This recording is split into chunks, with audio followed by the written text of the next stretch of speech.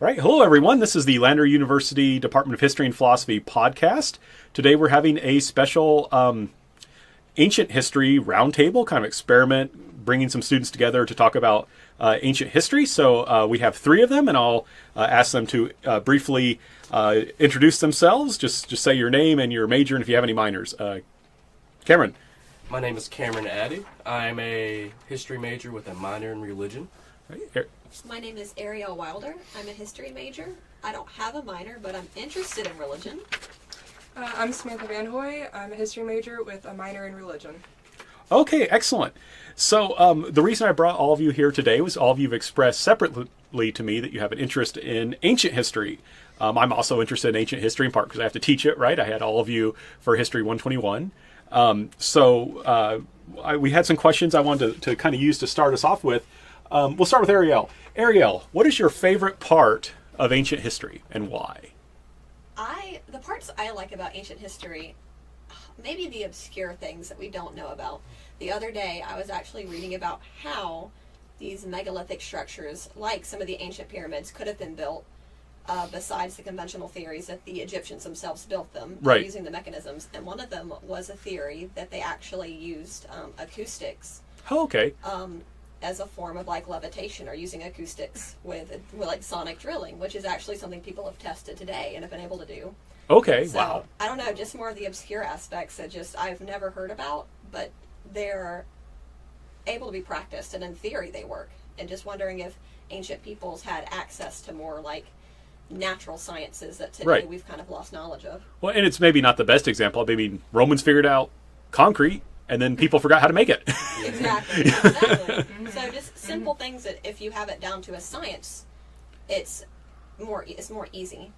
But if losing that knowledge, then Right. Could have lost it. And I before our podcast, I said the less I talk, the better. But now I'm going to break that rule completely. Because just as a funny aside, when I try and explain to people the difference between, historians, we focus on possibilities. We can't, and probability. We can't prove necessarily that something happened 100%, especially when you're dealing with ancient history. So we go with probability.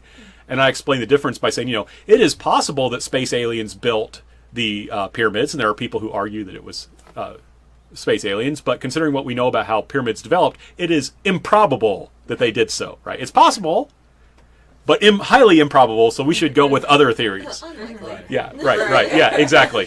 So, and I use that, it's a silly example, but I think it explains that to people. So, Cameron, are you also interested in the more obscure things, or? I am. I think it's really interesting, like what you're saying, because like on top of that, I know like people always try to explain things like Stonehenge. They don't know how those giant rocks were moved so far because they weren't from that area. Right. They were moved from another area. Exactly. Right. And some of these stones are moved from quarries hundreds of miles Yeah. away. Right. And I think people have like a lot of like the ancient like alien theory and all that. I think people Right. have a lot of doubt in like humans back then. Mhm. So I think that also adds to it because like I remember watching a documentary before. They had to, from Stonehenge, to move those blocks, they had to have like a lot of community and working together. Right, yeah. So I think this is a lot of human like working together, community. Yeah, I think there's a lot of just things we don't understand or can't comprehend because we think like ancient times people weren't as advanced, quote unquote, as we are now. But Yeah. it's just because they use things in a different way than we do now. So they Exactly. were still possible. It's just not as we can conceive it now. So then people come up with all the theories, like the alien theory and Right. stuff like that, because they just can't conceive that humans Yeah. did that without our modern technology. This is like Dr. Ralph said, like humans back then are just as smart as we are now. Right. Right, Yep. exactly. I would argue that in some cases they could have been more advanced Right. because Mhm. our current technological path, we've gone on like wires and circuits. But if humanity was ever at a point where they were able to use their natural environment in ways and using forces like magnetism, for instance, that we still fully don't understand, but if they were able to tap into those in ways that we've just lost, that really explains how they were able to achieve a lot of feats that they were. I agree. Right, like using your hands in the natural environment. Like, I feel Yeah. like if we were taught in that, we would have no idea, and they would be excelling. I mean, the pyramids, for example, Yeah, built by hands, like, it's crazy. it is. I have to put in a plug. Have any of you ever heard of the TV show, and I think it's available on YouTube, we'll have to check afterwards, called Ancient Mysteries? Yes. I think so. It's hosted by Leonard Nimoy. Yes.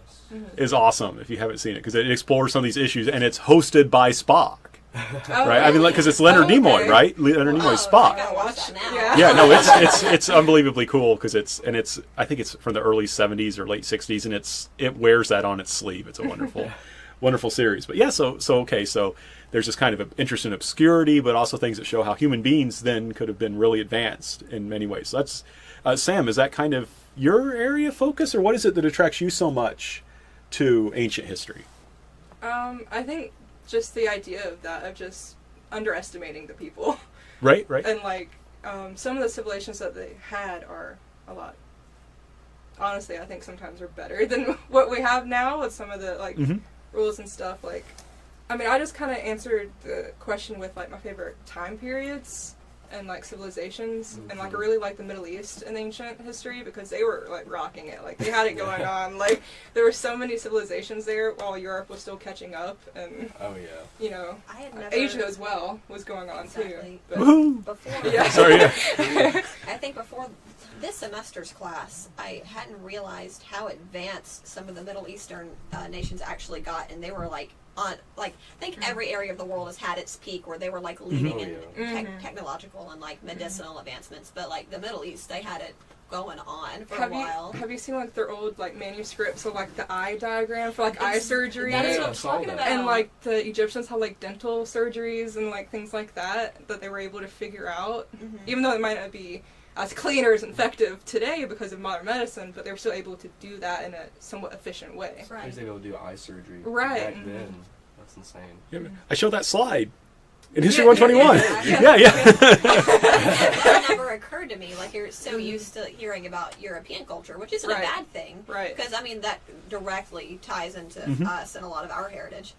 But, man, they were living down in the mud for a little while, Yeah, while, like, right. everything else, everywhere right. else in the world was just flourishing. I always like to, I'm starting to get more into Persia in particular Oh, wow. because I'm into ancient Greece, but then I realized ancient Greece is so biased against Persia, calling them barbarians and things like that. I'm like, Persia was really great. Like, they had some great rulers. Like, Cyrus is, like, my favorite. And these are my top three. Was very tolerant though. Like, was it? Right. were they not? Cyrus, I the believe first... in that period. so. In that Right. Later first- on, not so much. Yeah, Achaemenid Empire was more tolerant, and different rulers had different, like, levels of tolerance.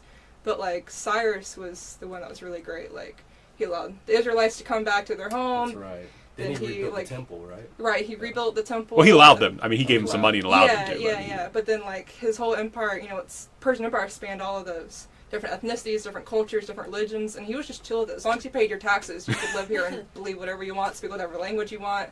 Like, he was pretty great. But then, meanwhile, Greece is like, you barbarians! Right, like, right, yeah. You're yeah. different than us, and... How could you thrive together? Yeah. Right. We're supposed to fight each other. Right, we're in That's city-states, and we don't all you're Right, able well, to do that. Like, I heard a Greek historian of Greece say, you know, and there was, you know, in Greece there was war and occasionally peace broke out. right. Because All it the was just, it's city-states. like, okay, it's summertime, let's have a war.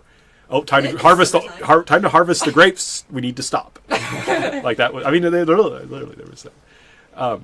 And I have to point out that reminds me. I used to, one reason we started doing the podcast. I used to help host a channel called New Books Network, which they interview authors, and it's just the podcast is really long. I just didn't have time to do them. It was like an hour, so you had to do like an hour and a half to give yourself plenty of time. But they just did an interview on the Ancient History channel of the podcast. There's multiple channels on Alexander the Great as priest, because of course as a king and later, you know, this emperor, he is in charge of dealing with the gods, and he had to figure out, like in Egypt, he had to go through all these rituals to be recognized as an Egyptian god king. But then his buddies from Macedon were kind of like, don't let this get to your head, Right. you know. So it's this whole, because you're still supposed to help worship our gods, and you're worshiping them. You're not one of them. Right, Alexander's also one of my favorites. Not because necessarily he was great. I mean, he did some good things, but then he was also kind of destructive too. But like, I just love the transition of like when he first started out. You know, he was fine. He was doing everything right. He was trying to be tolerant of like Persia and stuff as well. But then like once they started getting close to India and all those people were like, okay, we've been with you for 10 years. We got families. You don't. We want to go He did not home. want to He stop. started Yeah. to kind of go crazy. Sure. Like, I want to delve into more, like, how that happened and why. Because he started to become, like, an alcoholic, and Right. there's a lot of theories of how he died, and, like, no one really knows for sure. So... Probably was a little egotistical in maybe a way, because how many cities did he name after himself? Right, exactly. And he they're great. Like, and then, Yep. like, a lot of his people, like, claimed that he was the son of Zeus and, all that stuff. And then the Pharaoh, like, it just started building up Sure. on him, so it started to get to his head. I don't blame him. That's a lot. Right. Looks like you wanted to jump in, Arielle. You had. Oh no, I was just like shaking Just- in agreement. Oh, right, okay. So the roundtable is unanimous. It seems that Alexander was pretty great. It sounds like, or at least Great, then went crazy. But great. yeah, then yeah. those two things are often He was connected. human. Right, I he was think. human. Great. I mean, he was special. Special. Special. Special is a good word. He had some stuff going on. Right. I'm not as much an expert as I probably like to be, so I don't know much about Alexander as much as I probably could.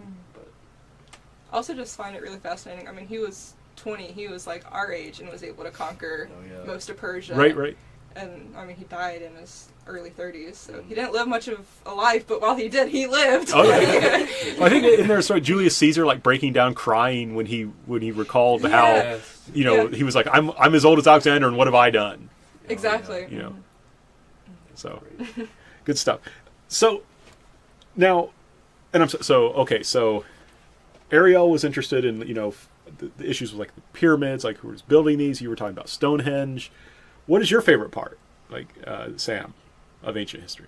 Like in what Like sense? time, like the kind of time, place. Oh well, it was just that. Oh, Alexander Like the Great. ancient Okay. Greece, Persia, and the Middle East. Like Okay. That kind of stuff, like in that area. And some of the like Germanic tribes and peoples. If any of you decide to do study abroad, you maybe need to go to Winchester, because then you can go to the British Museum. Oh, that'd be I nice. kind of They have go a lot to of Peru. Oh, Peru would be good I too, mean- Oh, wow. right? They have some dig sites there, and then they have. I mean, There you go. all of these. They have a lot of like megalithic structures and stuff there as Yeah. well. So, I Right. didn't even think about the Americas as ancient. man, Yeah. Well, it makes sense. I mean, that we would.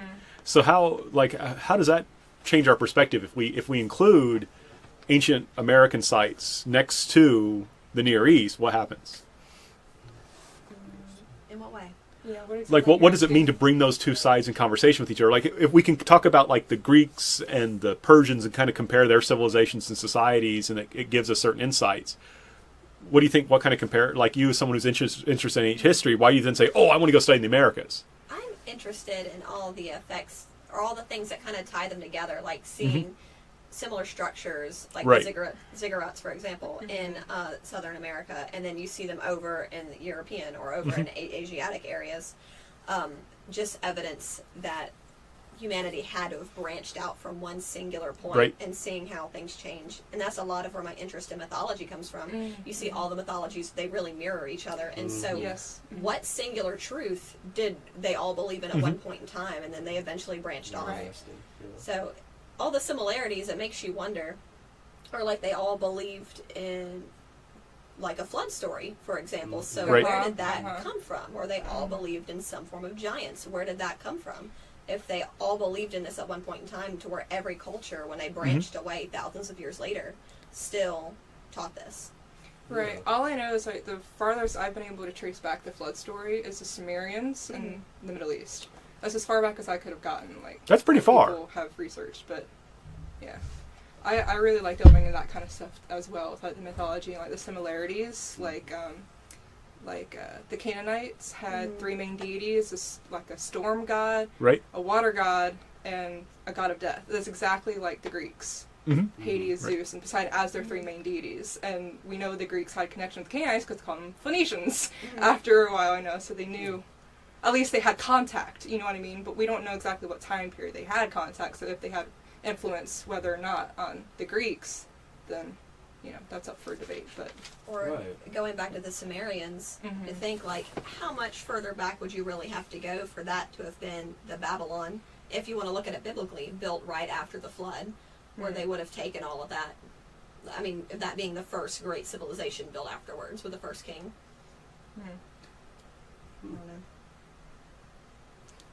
I should point out, I know the answer why the ziggurats are all similar. It's because they were built by the same aliens. Well, obviously. I mean, it's clear as We don't have day. to talk about that. You're a professor. You're in on it. Let's talk about it. Yeah, we're going to start. This podcast is going to lead to the L Files, like so the Well, X Files. honestly, we're gonna get in conspiracies pretty soon. Right. Watch out. Yeah. That's a well. And here's the thing. And here's what I think is fascinating. Ancient aliens. So, one thing that I specialize in Korea, and there's a lot of interesting things with ancient Korean history. You may remember we told the story of Tangun, right, in class about the bear who becomes a human, marries the son of God, and then so the Koreans are the grandkids of God, right? And I mean, there's that story was used in the anti-Japanese colonial movement in like the 1910s and 1920s and even earlier. But it's a big controversy in Korea today. Like politically, like they have arguments about this. There's people who want to date from that god's descent, right? So sometimes, like I don't have I can show it to you later. I don't want to spend the podcast looking for it, but I can show you books that are dated from that time that I have in Korea that were like one published in 1960 that gives that date. So it's like year 4,637, right? So why am I bringing this up? I apologize. So, how this stuff is still relevant today, right? Like how, I mean, what, in what way do you, I mean, it's kind of interesting because there's almost two things going on here, right? Because on one side, all of you are kind of interested in like solving the mysteries, finding something that's obscure. But then there's also this idea that ancient history is relevant. So, Sam, looks like you wanted to jump in. I wanted to make the point of bringing back Cyrus. Right. How he's still relevant. He had the Cyrus cylinder. I don't know if you guys know what it is. It's basically like, it looks like a drum, but it's round and it's written in cuneiform from Cyrus's time and stuff of like his laws and how he ruled about, how we know how he was a benevolent ruler. And it was translated into what's called the Cyropedia, and how 3 of our founding fathers actually used a copy to base our Constitution on it. About like the freedom of religion, freedom of speech comes from Cyrus. Wow. So, I mean, that's still relevant. Right? That still affects us today. Right, exactly. And a lot of other like countries in Europe and of course like the Middle East look back at Cyrus as like a great inspiration of how to like make an empire or a country that works. Because Cyrus is able a to multi-ethnic. make it work. Right, exactly. I think that's a big thing with the movement of peoples. Is how do you, multi-religious, cultural, all of that. And America's most, right, same exactly. way. Many different cultures and everything. And I think understanding like the past and learning more about like our ancient ancestors and all that better understands like the human condition and like us now and this all fits in. I love looking back at like ancient figures and stuff like Alexander, for example, and just realizing, like you said, how human they are. Like we put them up on this pedestal of like achievements they did, but everyone has flaws. Oh yeah. So I just find that interesting because a lot of people don't delve into that. I think just like something that interests me is just the everyday life of the average person. Yeah. Their normal rituals and how they went about their day, what they have for breakfast, all Right. that simple stuff is just interesting. It's interesting to think that every person throughout history, like if you want to view it from the perspective that like everyone views the world as they view it, and every single person throughout history has like lived a life like I live mine, like I look at everyone around me, like I I just view it from my perspective that they did that in their own time, in their own place, and we can look back from an outside perspective and think, oh, that life was so terrible. They must have hated waking up in the morning. Oh, right. But then, like, I hate waking up in the morning to go to class. Like, well, thank you, Arielle. I appreciate that vote of confidence. Of course, you're not my first class. Much more awake by then. Yeah, but I mean, they were people, and we think, oh, did they see this color? Did they feel this way? Human beings have always been human beings. Right, yeah. Right. So how different could it really be besides the setting you put them in? I think that's what pulls me into being a history major, is that question and like that pondering of, first of all, it's like a big puzzle piece, forensic mystery, but then also just knowing how they were in their everyday life and stuff just fascinates me. Like when people say history is boring, it's because they only look at the events and the dates. They don't look at like the actual people and like These are people. their society and things that were going on that made it complex. Well, if I could, I do want to jump in because you said something I want to kind of redirect into a question for all of you. Because I think, unfortunately, one thing that makes history boring is historians and the way we teach. So I'm curious, as students, what kind of recommendations would you give us to teach? Sam's very excited to answer this question. Sam's like, I've got my manifesto in the bag. What can we do to teach ancient history better? Narrative, okay. Make it more like a story rather than this person did this. Like, try to, like, fit it into, like a historical fiction type thing without making it fully fiction. You know what I mean? Right, like, okay, right, yeah. Just elaborate more and, like we said, like, the delving into the human aspect and the society rather than just saying as it is. Right. Because then I think I'd make it more intriguing, at least. It'd be more like a story rather than just stating facts. I think we've all had like a history teacher who was very boring. I think Rouse makes it interesting talking High about school. Yeah, it does. Oh, Yeah, high absolutely. school. Because a lot of them were just coaches and they didn't know. Yeah. And I'm writing a paper right now for English 102, and my topic is the drop in history majors recently. Right. Oh. And one of it, I'm adding there's reasons to revamp it. So Mhm. one What- of them is just, making it more interesting to the common person. Mhm. I was going to say, but I want to get Arielle. Do you have something to jump in with? I agree with Sam. I think narrative is very important. I think the way you teach your class is honestly the way most history classes should be taught. Now, Well, thank some you. people do learn better through facts and figures, and normally more people that are analytically minded or Right. very much into like high level maths and stuff. That's more how they're geared. They memorize dates and facts, and then they expand upon what they're interested on. But I learn through stories and through narrative. And I've had some teachers do the same thing, but when they didn't have a cohesive vision as to where they were taking it, they got off on rabbit trails, or they used the right method, but they didn't execute it properly, and it got really muddled. Right. But you have a set plan as to where you're going, and you also don't lose sight of all the other nations when you're talking about one particular area. You'll include other parts of the world and what is going on to give like a set timeline, or you have a feel for how the whole world is kind of interacting with each other. And I think it's important not to isolate, especially in like world civilization, for example, or Right. world history, not to isolate particular areas, because then you get lost and you don't know where you're at in history. I think that's another point that I really like too. Is like I love seeing the things where people say, "Look at all these events in history that go on at the same time." Oh, You right, would have yep. never thought they Yeah. went on at the same time because Yeah. the way we do history, we jump around a lot. Right. So you don't really know what's going on at the same time on the other side of the world. Yeah. I think it'd be also better if you were able to like set it up like that, like more in a timeline, but from different civilizations at the same 100 years or whatever, rather than jump around. An example Right. of that would be comparing like Dark Ages Europe and then what is going on in the Middle Eastern area, because you can say, oh, in the Middle East at one point in time they were really advanced, and then at one point in time in Europe they weren't doing so hot. But actually compare like exactly where everyone was on one timeline to see how well some nations were doing and then where other ones were at, and realize that was all at the same time. Like the Very differences. Byzantines. Exactly. Byzantines are still, advanced. Still, they weren't really affected at all by the Western Roman Empire falling. Right. Meanwhile, the rest of Europe started to Yeah. collapse, Exactly. but then Byzantines were like, "Nah, you guys, we got our own problems. We're not gonna Here. Right, worry right. about the Turks and the Ottomans and the Arabs all coming at us and stuff." And We don't need to worry about the Vandals right now. right. I think it's just the story of all of us. We don't need to just focus on one. It's everybody. Right. You know that's a documentary, right? I love that documentary. Yeah, okay. I wanted to make sure that I wondered if that was a reference. Yeah, I love I it. use clips from it.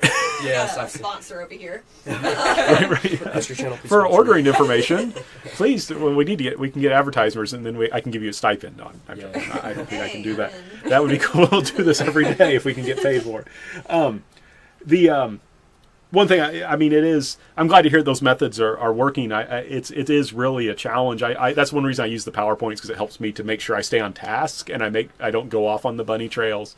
But yeah, that is always a concern for us. Is we want to make sure that the people who want to be teachers actually want to teach. Like that's their main job. The main reason they want to be teachers is because they want to teach, not because they want to do something else. And they want to do the other thing on the side. That's fine, but that's not good for the discipline. I'm glad to hear you're addressing that.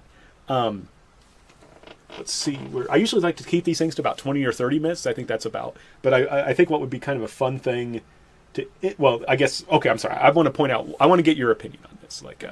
I'm curious, because one thing I think that's interesting about ancient history is I argue that it allows us to expand our imagination, because we had this set idea that this is how a person born in the United States today is going to have a set idea about what makes a good life. It will often be very material centered. And centered around freedom. And I'm not saying those are bad things. I like to have stuff and have the freedom to enjoy it. But in ancient history, we're confronted with something else. We're confronted with people who had very different systems, very different ways of understanding things.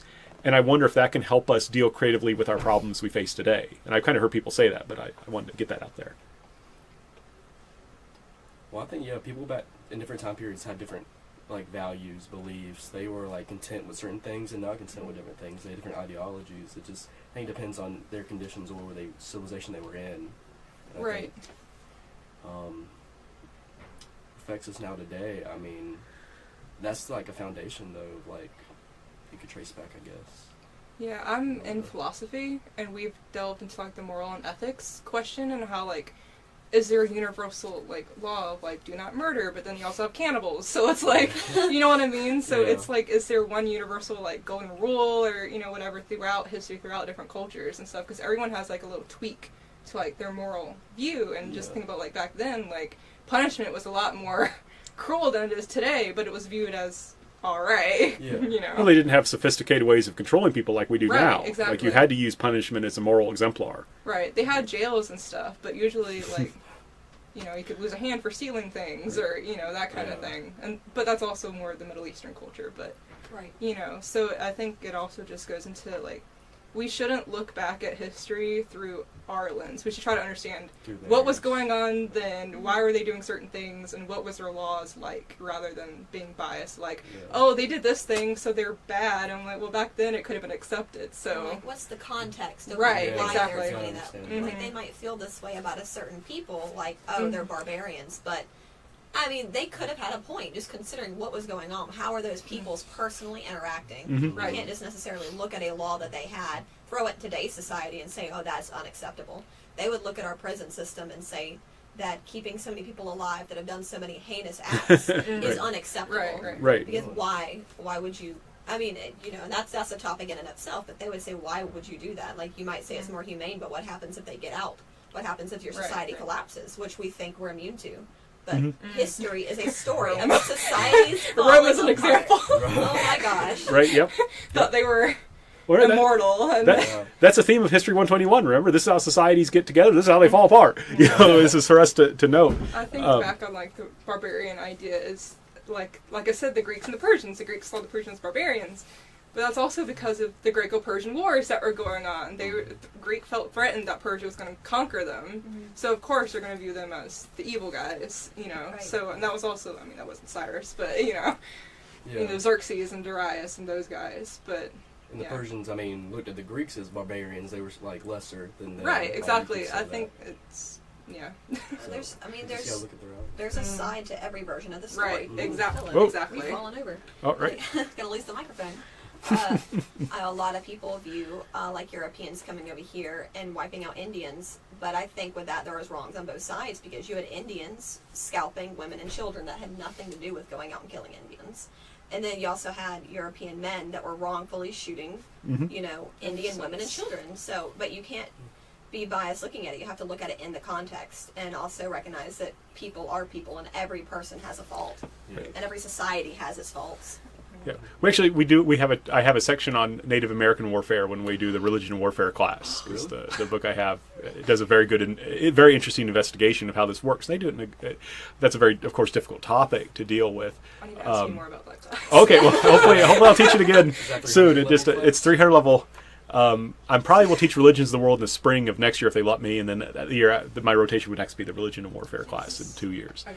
So Gotta make sure I well, got that class. Same. we're almost to where I like to keep a limp, but I want to, one problem, or I don't know if I should say problem, but the person kind of hosting kind of controls things because I'm asking questions. So I'd like to have my final question be: is there anything you want to add?